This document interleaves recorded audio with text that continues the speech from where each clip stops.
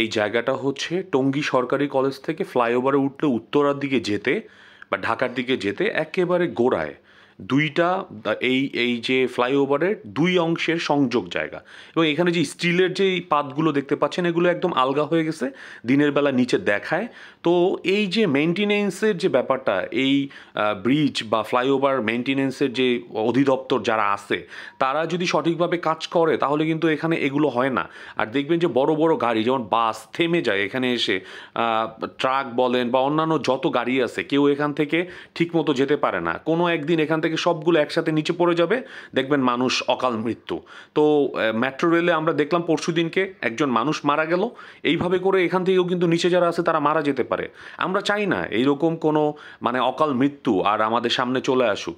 বাংলাদেশে বিভিন্ন সরকারি দপ্তরের বিভিন্ন স্থাপনা আছে যেগুলো আসলে আমরা ঠিকমতো পর্যবেক্ষণ করি না, আমরা দেখভাল করি না। তো এটা সংশ্লিষ্ট অধিদপ্তর, আশা করি সংশ্লিষ্ট দপ্তর কাজটা করবে এবং মানুষকে স্বস্তি দিবে। এটা একটা অনেক অস্বস্তির একটা ব্যাপার। এখান থেকে যারা ডেইলি প্যাসেঞ্জারি করে তারা প্রতিনিয়ত খুবই মানে আশঙ্কায় থাকে কখন একটা বিপদ ঘটে যায়।